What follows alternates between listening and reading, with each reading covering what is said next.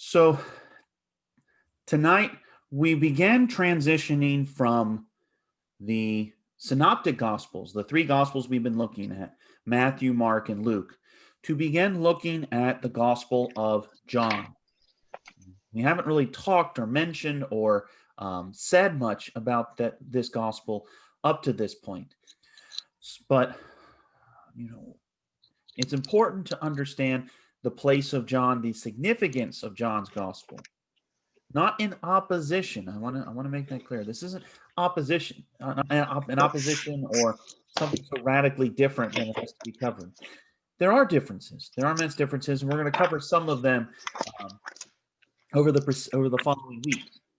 But they are not contradictions, but they are complementary. That's the important thing to understand about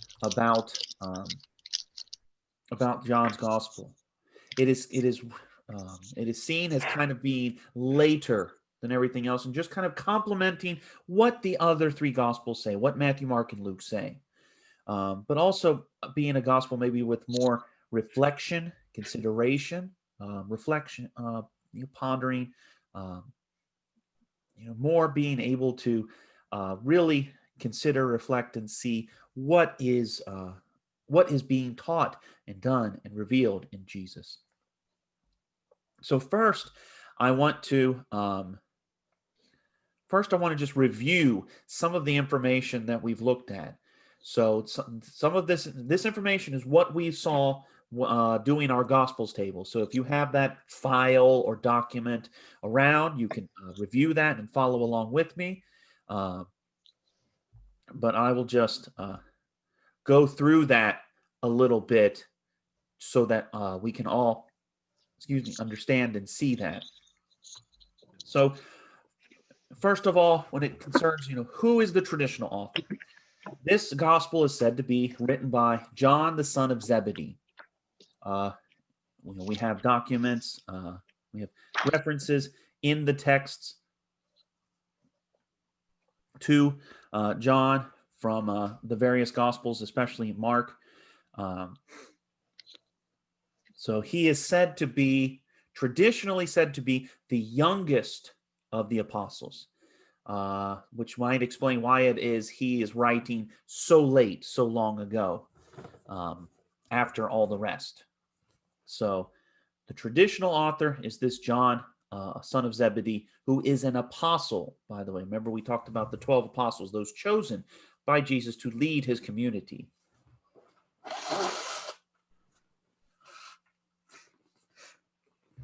Sorry, excuse me. But who is the implied author? Of all four of the Gospels, John's Gospel has the strongest of an implied author.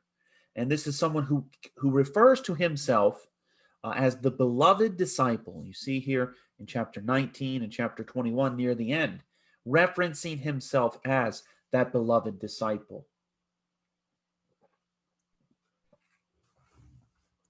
A term of endearment, a term of closeness to Jesus in some way, saying that more so perhaps than some of the others, that he is the one most liked and implied and beloved by Jesus. This gospel is written to a mixed audience, so Jews, non-Jews, original disciples. It is often said it is written around a specific community, rather a community kind of similar to the Essenes. We talked about the Essenes with the various Jewish groups. The Essenes, were a very semi-monastic group. The Johannine community is sometimes seen as that. John is the last gospel. It is one of the later works of the New Testament. Often said late 80s to late 90s, but it is definitely finished before the end of the first century. So not something as quick to being composed and put to writing.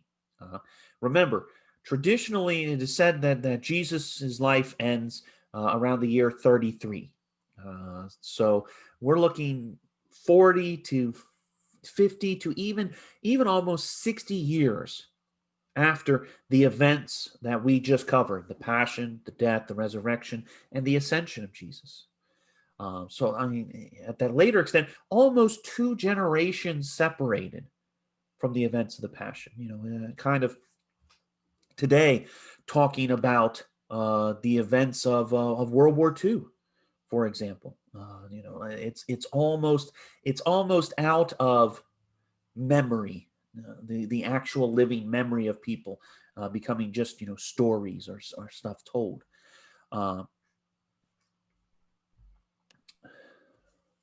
Why does he write? He writes to strengthen a group, a community, a people that are ostracized, that are cast out by other Jews, especially because of their faith. We'll see this in the ways John very often talks about and reflects on the Jews. And I'll emphasize here first, this is talking about kind of the people of Judea. I don't want to get to accuse them of being too divisive as far as religion. No, this is specifically pointing to the people of those people, those times, not something that needs to necessarily be interpreted as continuous. John is a kind of the medium-sized gospel, 21 chapters, about 15,000 words in Greek, but it is while it is simple Greek, it's not the eloquent high Greek of maybe Luke. It is a very symbolic Greek. We'll start talking about that with this week's class, and we'll see more of that next week's class as well. Kind of looking in general how they open it. The opening sets the scene, right? If we're unfamiliar with the story, the opening kind of gets us in there, introduces it all to us. We'll look some at the prologue of John for tonight's class, especially because of its great theological implications, not just for the New Testament, but for all of Christianity. Simply put, talking about how the Word was made flesh. How it is that happens, what that means, what that signifies. The major theme, as we'll see, is Jesus offering this eternal life, which is life in the name of Jesus. What that means, what that implies, we'll see as we kind of keep going through. The geographic focus, obviously still happening in the area of Judea, of Israel, modern Israel and Palestine. But this one has Jesus going back and forth to Jerusalem multiple times. Whereas the synoptic gospels, Matthew, Mark, and Luke, have Jesus only visiting once, Luke technically twice, but the first time was as a child. So really only visiting once as an adult. Whereas John has Jesus going to Jerusalem 3 times. This is kind of part of where we get the tradition that Jesus' ministry lasted about 3 years, because John's gospel features him going for 3 Passovers, including the final Passover, which is where he dies. Finally, the symbol for John is often seen as the eagle. Remember, we talked about these 4 symbols and looking at the Gospels in general, the image in the book of Revelation. John is usually signed as the eagles, often because it is the kind of highest in imagery, in rhetoric, in symbolism, in theology even. Very much floating high up, as it were, to kind of raise beyond and above even what the other Gospels do. So that's a little bit of a review based on the what's it called? can't think of the word, based off our gospel tables. A question that somebody put up, and asking about the question about the beloved disciple, saying, John calls himself the beloved disciple. Is he comparing himself to Peter in this regard? Not necessarily. I don't want it to seem like John is making himself necessarily better than or higher, I should say, than Peter. It just seems to be an identifier that is given to John, especially because, as we'll see in looking at the text, the beloved disciple, especially at the end, is the one who has kind of the closest interactions with Jesus, especially at the Last Supper. It's not something in opposition or a contrary claim to Simon Peter, and especially his claim as being the head of the apostles, will eventually, at least we say in the Catholic Church, becomes the papacy.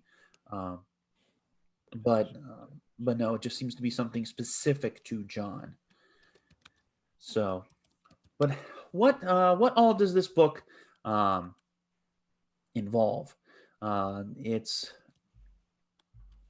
in general divided up in two ways. So, in a few ways, but in the two basic books, there is, of course, the prologue, which is basically the first half of chapter 1. There is then the book of signs, which is kind of the first half of the book. We'll get in a bit later tonight about signs and John and what all that means. But this half is where Jesus begins to really show himself. Not to be just a teacher, but to demonstrate his full authority, power, even honestly his divinity. It's covered basically chapters, the back half of chapter 1 through chapter 12 is how long the book of signs goes. So it's in this book, that we encounter once again John the Baptist not baptizing Jesus, though. And this is a feature that really reflects the distinction of John's gospel versus the synoptics.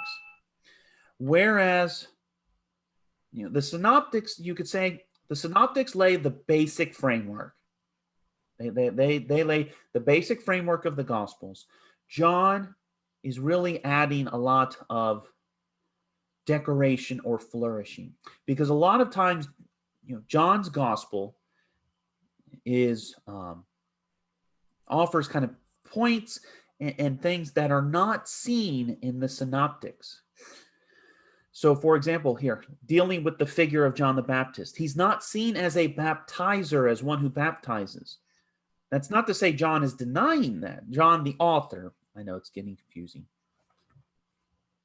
That's not to say John, the writer, the apostle, is denying that John the Baptist does baptize. He's a different focus of John the Baptist's prophetic work of proclaiming who Jesus is and what he's going to do. This is where we hear the great phrase of John proclaiming Jesus to be the Lamb of God. So we'll see, looking later on, this is where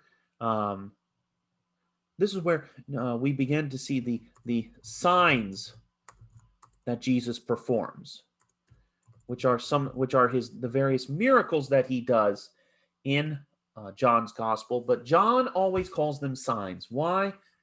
We'll see later on tonight. But getting through a lot of these signs, and especially beginning to have a very unique way of speaking, Jesus does. what are called the I am sayings, where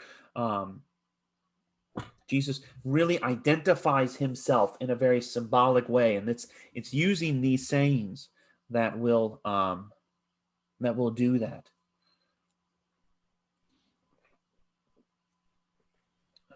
So a lot of these I am sayings, and especially seen in what becomes known as the Bread of Life discourse, which we'll look at as part of looking at the I am sayings, to see all of that.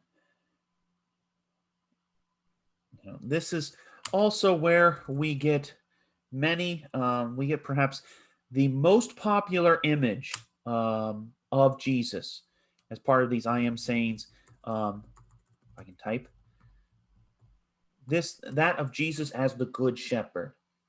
This is the gospel where we hear Jesus say that explicitly. I am the Good Shepherd. I know mine and the mine know me. That happens here in John. We'll also see perhaps one of his greatest signs, most completely explained, exemplified, the raising of his friend Lazarus from the dead.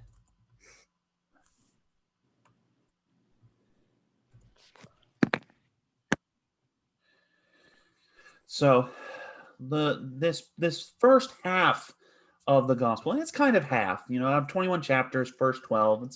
It's more than half, but almost kind of half. Is the work of Jesus that is done outside of his last days. So the book of signs leads up to Holy Week, the last week of the life of Jesus. So transitioning from those works from the book of glory into the book of signs into the book of glory, which is the rest of the gospel, chapters 13 through 21.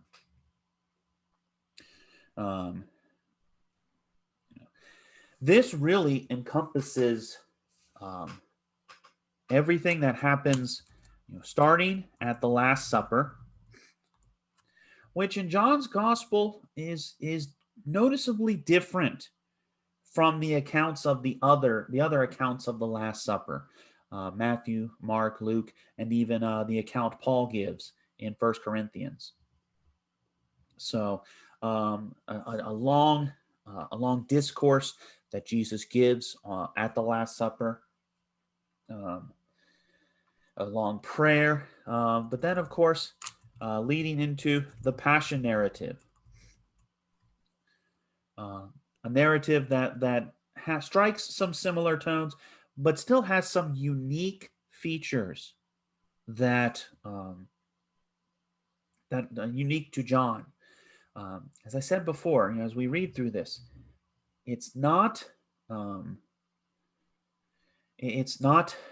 a different account, to say, oh, this is what really happened. It is complementary. It says what it kind of fills in the blanks or offers the rest of the story, as it were. Then, of course, after the Passion is the resurrection accounts and some more appearances of the risen Jesus to the disciples. We kind of heard a couple accounts, brief accounts. We see some more accounts in that, and then, as it were, kind of the last word, the epilogue. John kind of closing it up with what it is Jesus wants them to do and how he wants them to be. So that's a basic summary, basic outline of the Gospel of John. In particular, those two books, the book of signs, the book of glory. We'll look into those in more detail later on in class. But for now, some differences, between John and the Synoptics. We already talked about some of the testimony that he offers. The first major difference is how many times Jesus visits Jerusalem. In the give me a second here, clear.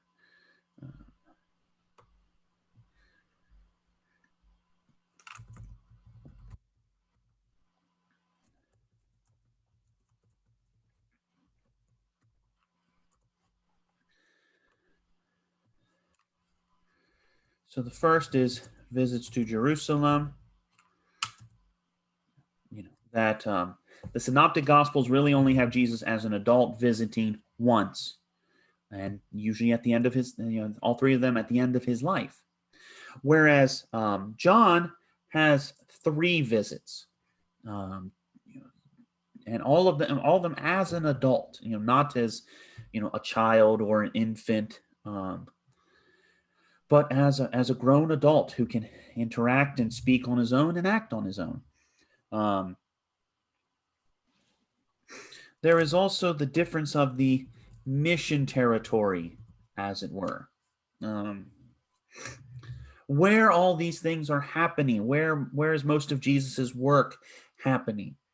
Now, whereas the Synoptics focus on the land of Galilee, which is up in the north, around the Sea of Galilee. It is kind of almost the backwoods of the backwoods. Not really much going on, not really much happening. But that's where Nazareth is, which is the town Jesus is said to hail from, and it's where most of these cities, Capernaum and Caesarea Philippi and all of them are around there.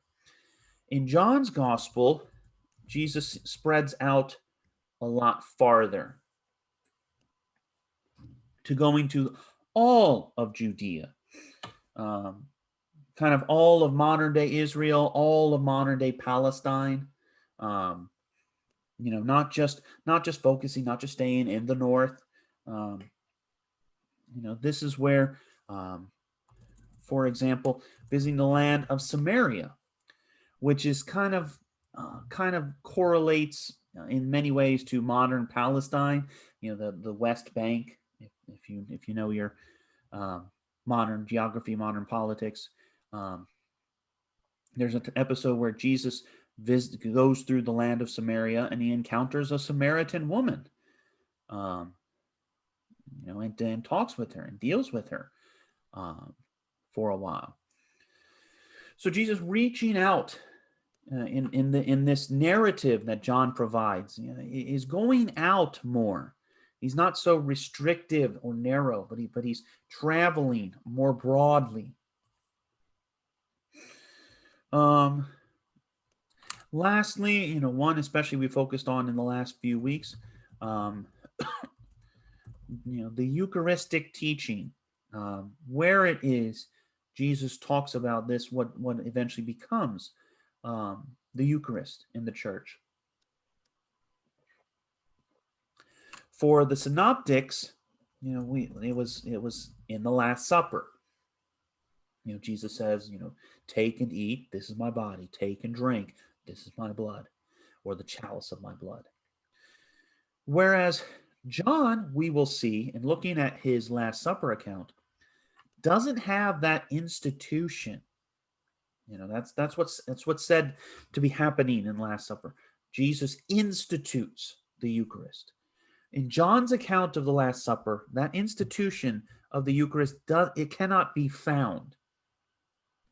Where John goes on about the Eucharistic teaching is what we'll see called the Bread of Life Discourse,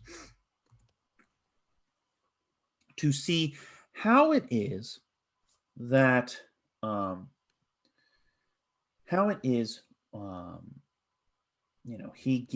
he himself is the bread of life, and what that means, what that implies, looking and paying attention to the text. So these are some of the major differences between these two groups, between the Gospel of John and the Synoptic Gospels.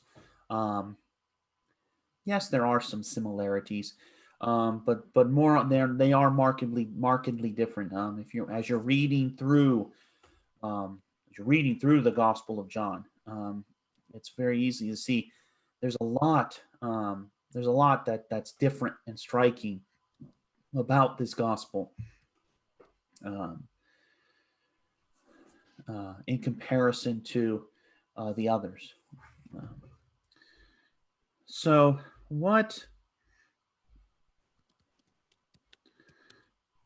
looking then, that major theme. The major theme we saw was this eternal life. Jesus often talks about life. You cannot have life in me. I desire, that they live and they live abundantly. So John is very much a gospel that presents, that demonstrates, that shows this desire to give this gift of life. But this life can only happen in Jesus's name, which is, so it's not something that is done without Jesus. Excuse me. It's not something that can be separated or done in conjunction. It's life in Jesus, by his name, by his power, by his authority.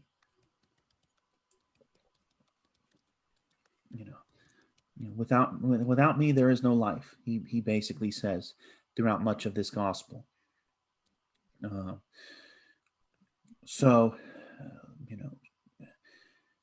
Really highlighting the great theological impact of and even the future impact. Whereas the synoptics are kind of looking backwards, looking to the past. This is fulfilling. Fulfillment is reaching the climax from the past, right? Everything has been building up to the fulfillment, the climax, and then everything afterwards, just the denouement, the decline towards the end. Whereas John sees, everything is opening to the future. The real climax, the real fulfillment hasn't been found yet. So, kind of that revelation image. John is the eagle trying to fly up, to reach as high as it can. That the point of wings is to fly. So. But some various literary features.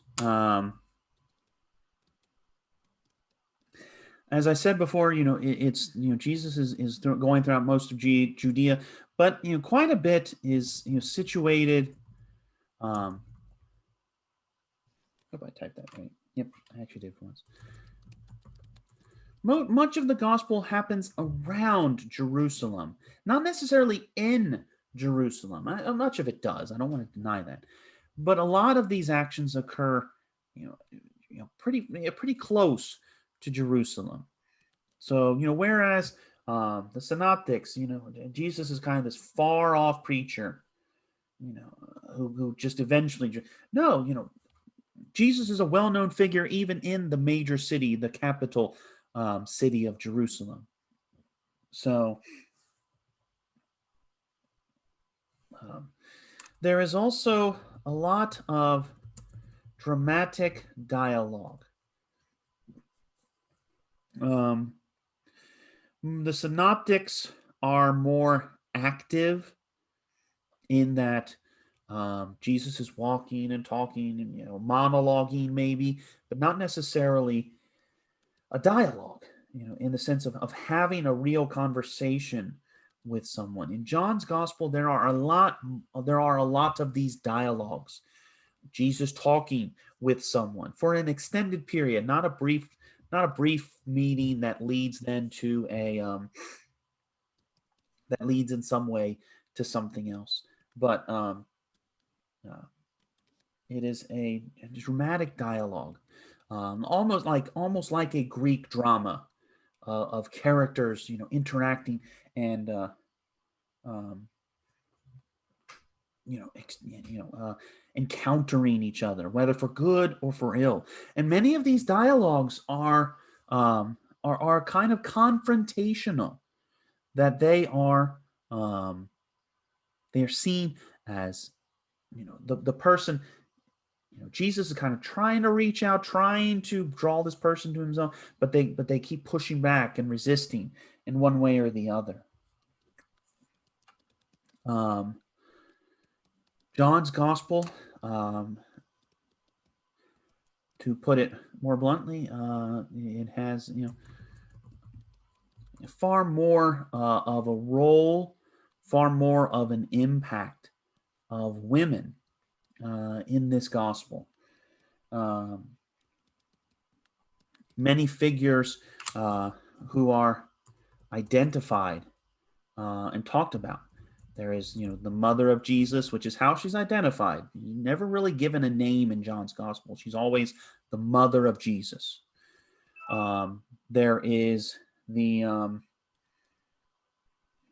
there are the sisters, Martha and Mary.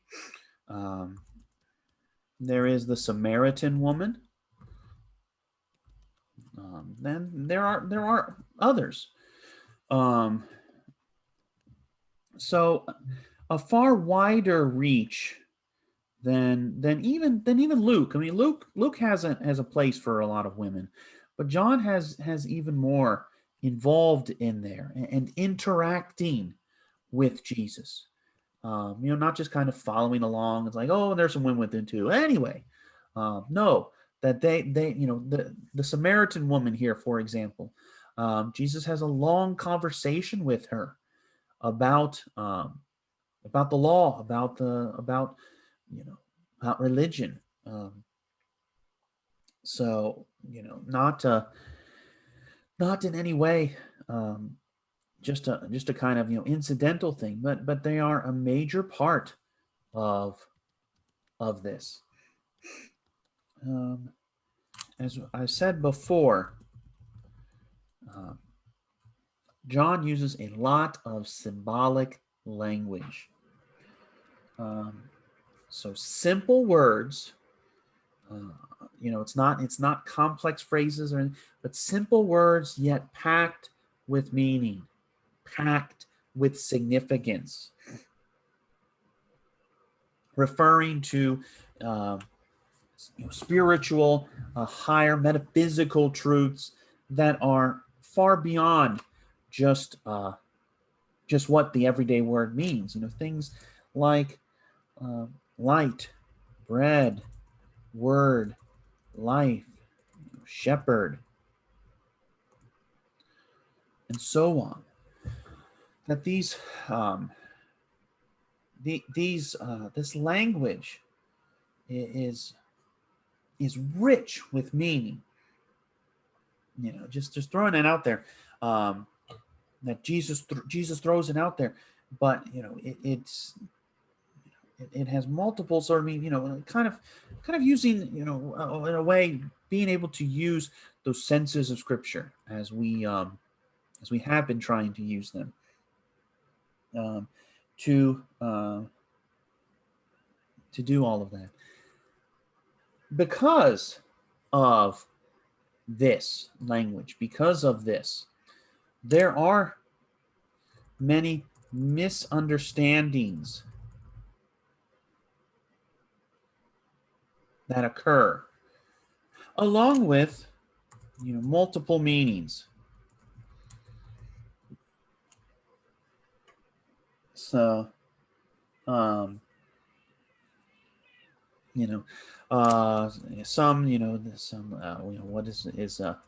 is it born again or born anew? What's the temple that Jesus talks about? Jesus talks about, a temple being destroyed and being raised in 3 days. Is it the physical structure? Is it something else? Excuse me.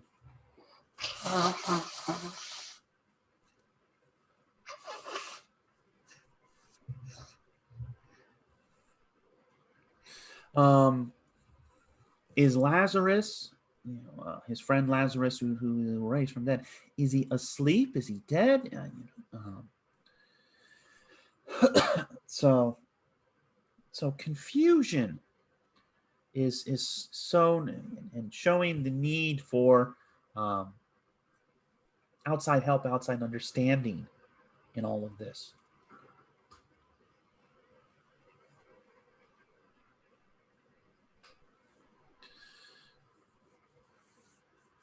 So John's gospel is a very different gospel than we have read, than we have encountered, than we have dealt with. It's more so even than any of the other gospels. It is one that requires more reflection and thought and very very slow reading even. Why? Because these things are not very they're not very easy to understand. So, give you a case in point here. Get it ready here.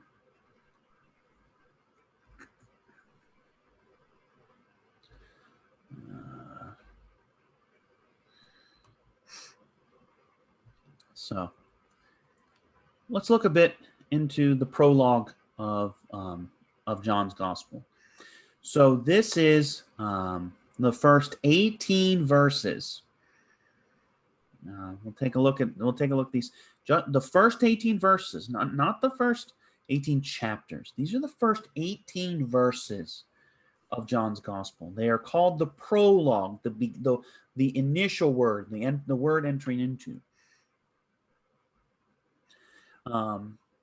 Right away, starting with the first couple of verses right here, we're diving into deep symbolic language. So for the first verse, in the beginning was the Word, and the Word was with God, and the Word was God. So pause right here. Those first words, in the beginning, for any faithful Jew, for any faithful Judean follower of the Jewish religion, they should right away think, in seeing these words in the beginning, they should think of the very beginning of the Jewish scriptures, Genesis. In the beginning, God began the work of creation. So, utilizing previous religious imagery, but John takes it in a different way. So, in the beginning, he says, was the Word. And we need to understand here what the Greek word for word here, I know it's getting complicated, is logos. Now, logos has kind of two meanings. It can mean a word or a speech, the means whereby we communicate. We communicate using words, using speech, whether our audible words or written words, audible speech or written speech. But it also communicate an idea, an understanding, a reason.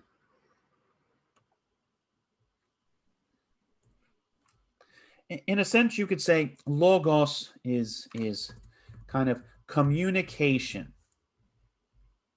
The idea of what logos is communication. So it's how we communicate, word or speech, but also what we communicate. We don't just form words or make speeches just because it sounds nice and it sounds pretty. Some do, but most don't. We want to explain something. We want to share something, to communicate something to the other person. So, logos covers both of these things. So John right away is saying that in the beginning of time, the beginning of all of this, there was this logos. This logos existed. Go back to that prologue there. In the beginning was the Word, the logos. And the logos was with God. God is something that is eternal, without beginning or end. And the Word was with God, and the Word was God. Now it's important to understand. We can kind of often translate that. It's not a perfect tense, and by perfect I mean that it's done. If you know your grammar, the perfect tense is an action in the past that has been completed, whereas there's actions that are still being done, that have happened and are still being done. So this is not like in the sense perfect. Oh, the Word was God at some point, but is no longer God. No. The Word, started being, or was God with God whilst and is still being God. So obviously, John is talking about Jesus here, but he's talking about that which becomes Jesus, which is this Word. This Word that was in the beginning. This Word, this logos that was with God. So there is a distinction between the Word and God. And yet, the Word is God. He was in the beginning with God. All things came to be through him, and without him nothing came to be. What came to be through him was life. And this life was the light of the human race. The light shines in the darkness, and the darkness has not overcome it. So this Word is God's communication beyond himself. So not just speech, but the idea, the understanding, the reason. This logos, this Word, is the one who has spoken all things into existence. All things, right here, verse. All things came to be through him, and without him nothing came to be. So, without this Word, nothing exists. It's because of this Word that there is life. Look at, just see the imagery that's being here. Word, life, light, darkness. All of these things, that seem kind of simple, but have a deeper meaning within them. We have to plunge in further to understand them. So going further in the next group of verses. A man named John was sent from God. This is not John the Apostle, the writer of this gospel. This is John the Baptist. A man named John was sent from God. John came for testimony, to testify to the light, so that all might believe through him. He was not the light, but came to testify to the light. The true light, which enlightens everyone, was coming into the world. So John is the witness of the light The Word is the light. John is the witness, the testimony giver. So now it gets a little confusing here, especially with our English. Who's the he and him? He right here, which is referencing the light. Light is a masculine noun in Greek. Phos, like photogenic, phos. So he, the light, the Word, was in the world, and the world came to be through him, but the world did not know him. He came to what was his own, but his own people did not accept him. So that struggle, the light and the darkness of sin, of error, of Satan, has a great power over the world. But this light, which is the Logos, which is the Word, is coming into the world and is revealing himself. But not everyone knows him, which we could say could even be in the biblical sense of having an intimate relation with him. Not sexually intimate, but of intimate, of deep knowledge and relation, nor accept to receive him, to take him on as yeah. But John the author, John the apostle, continues, but to those who did accept him, he gave power to become children of God, to those who believe in his name, who were born not by natural generation, nor by human choice, nor by a man's decision, but of God. It's important here to see the original words here. This is kind of the translation that is here, but the original words that are used. It says, born not of.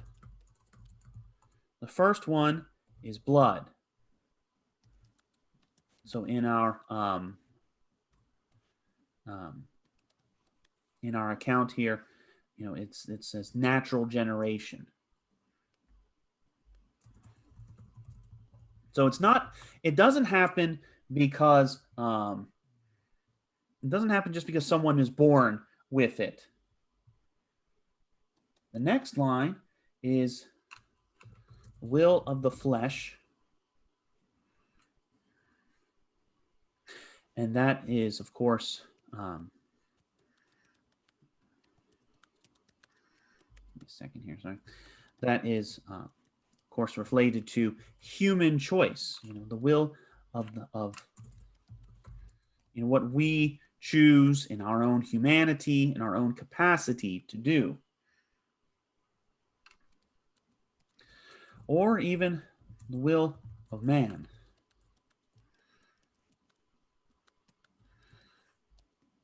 So human choice you could see as the choice of humanity overall. The will of man, the individual's choice.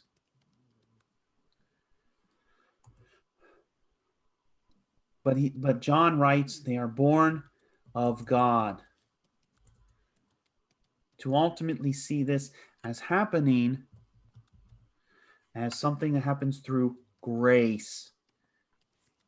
The free choice, the free decision of God, that the free help that he gives for us to do it. Without that, it cannot happen. So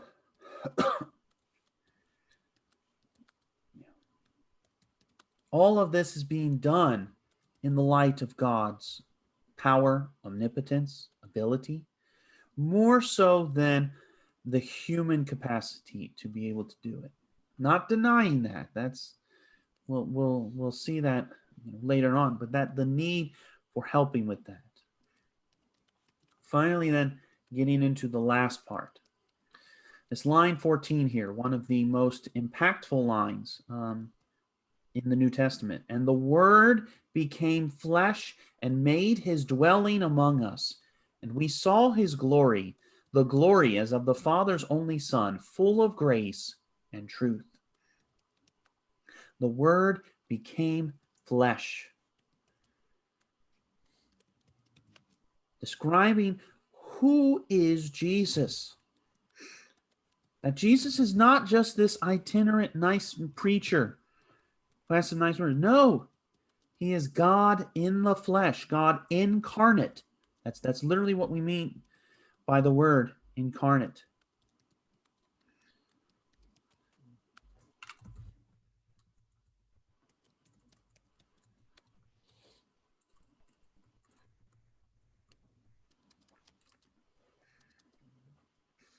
In the Latin, that's the phrase that is used there to translate that passage. Incarnatus est. This word that is God, but still distinguished from God, who exists with God always, from the very beginning unto now, this word became flesh. And kind of in the original Greek, the language is, as it were, of like pitching his tent among us, which again harkens back to Old Testament imagery.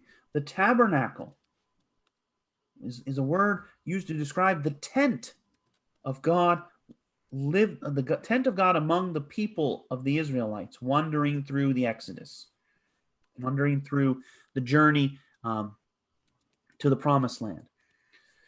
So John uses this imagery to describe Jesus as one who makes his dwelling among us, pitches his tent among us.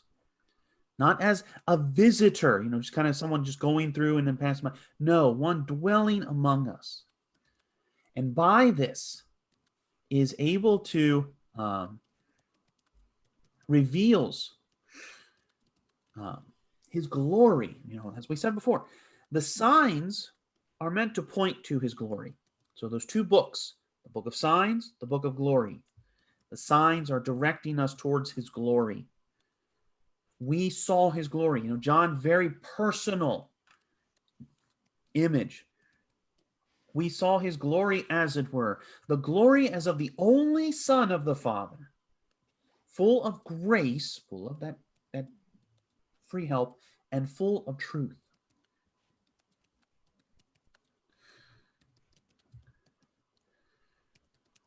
John then testifies, this was he of whom I said, this one is coming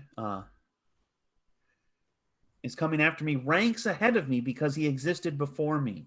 So John the Baptist, right? This John right here is John the Baptist, testifies, that he predates me because he existed before me. My existence, my John the Baptist, have a fixed point at which I started. He, the Word, existed before me, even though he comes after me. From his fullness, from the fullness of the Word incarnate, from the fullness of Jesus, we have all received the fullness of his divinity, the fullness of his sonship, the fullness of everything that unites him with God. Grace in place of grace. And then setting up what will be what will become the classic opposition in Christian thought and Christian theology. While the law was given through Moses, the law that was given by God through Moses, grace and truth came through Jesus Christ. It's the opposition of the law versus grace. We'll see that in talking about St. Paul. No one has ever seen God. The only Son who is God, who is at the side of the Father, has revealed him. Why? How? Because the Son is the Word. The Son, since he is the Word, communicates, shares, points, gives his understanding, and says what God wants us to know about him. That's what words do for us, right? Me trying to talk to you, you talking to me. You want to reveal something to me or to the other person. Jesus as the Word reveals not merely a truth or an understanding. Jesus reveals God. He reveals the Father. This is the task of the Word, to communicate the truth, the understanding, the reason, which is God, so that we may return to him, that we may become ultimately, to be said, like the Son. Like the Son, and to be adopted. And Paul will use that imagery in his letters, as we'll see in looking at that later on. This is just the first 18 verses. Now, granted, I don't want you to panic and feel like, oh, this is going to be the rest of it. This is a larger portion of this. John is doing this a lot more right here in this prologue than he is through the rest of it. I'm not saying every single word, every single passage looks like this. No. But at the same time, John does pack his gospel with a lot of meaning, which has to be broken down, gnawed on, just devoured, chewed up. And this isn't something we can just slurp up very easily. I mean, you gotta really sink your teeth in to get into this. But there is so much nourishment that comes from John's gospel. It's why it's one of the deepest texts to read in the New Testament. So hence why often it's studied on its own, not just because of its unique composition or distinction from the others, but because it is such a deep work. You could, the synoptics are almost kind of just basic histories. John's gospel is very much a personal testimony. This is written after 2 generations of John himself encountering this. If John is the real author, the traditional author, one who walked and talked with Jesus, one who was the beloved disciple, who was close to him. Taking 2 generations to really think and to consider what he encountered, what he saw, what he heard in walking with this Jesus. And then putting it to writing, putting it into story, into communication, into words, so that we might know about this Word who became flesh, who reveals to us, that shows us his glory, the glory of the Son, the glory full of grace and truth.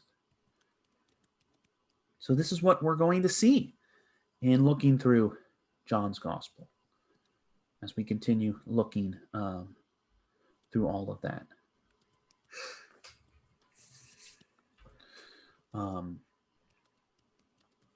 Comments, questions, thoughts on any of that for this section so far?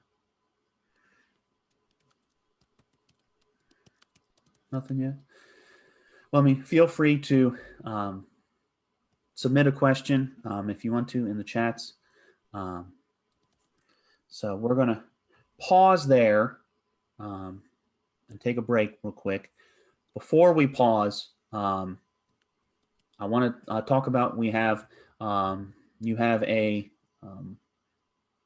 reading journal number 4 is due tonight. If you're watching this on the 27th, if not, you're late. There is another journal that we'll be due in 2 weeks. That will be the last reading journal we'll do. It's on the resurrection. It is so it's due November 10th. So you have 2 weeks to work on that. You also I also want you're going to be working on a paper looking over one of the epistles, one of the letters in the New Testament. Go to the week 11 page, and you'll see on there, it'll say due at the end of the day, epistle paper.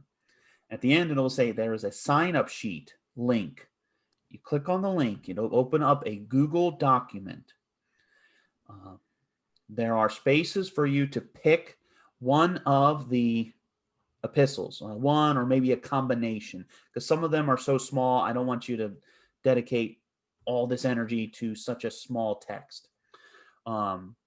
So go in there, sign in, go on to Canvas, the course schedule, week 11 overview, click that link, and what you will do is you will make a comment in the box next to whichever epistle you want to do. So if you want to do 1 Corinthians or 1 Thessalonians, there are 3 spots, no more than 3 people per epistle. There's more than enough epistles, so don't be in a panic that you've got to rush to get one. So pick one out, make a comment in the box with your name down so that I know which one you have taken. That needs to be done. That needs to be done by the end of the week. It shouldn't take you that long to do it. It's, honestly, you could do it for those of you watching that you're doing this live in person. You can do it during the break. For the rest of you watching, once this video stopped, go and do it. So sign up for that. That is due November 20th, which is the Friday before Thanksgiving. All the details are under the assignment. 3 to 5 pages, a basic summary, look at you using the data of the gospel table, traditional author, implied author, where it's written, when it's written, why is it written, to whom is it written, major themes, major ideas, the basics of this. We're not going to be spending much time looking at all of these epistles. I mean, there are at least 20 epistles. They as divisions make up the majority of the New Testament, but they're so rich and all. I mean, I spent whole classes in seminary on just 1 or 2 of these. There's just not enough time for us to do that. Our primary focus is on the gospel, but they're still an impact. So I want you to pick one of these, and then you're going to work on that. Use biblical content commentaries or critical apparatus, any sort of tools that will help you to understand and be able to explain this. I normally try to make this a presentation thing, but with the circumstance and everything, I'm going to make it easy on you. You're welcome. Once this is done, go ahead and sign up for that, and we'll take it from there.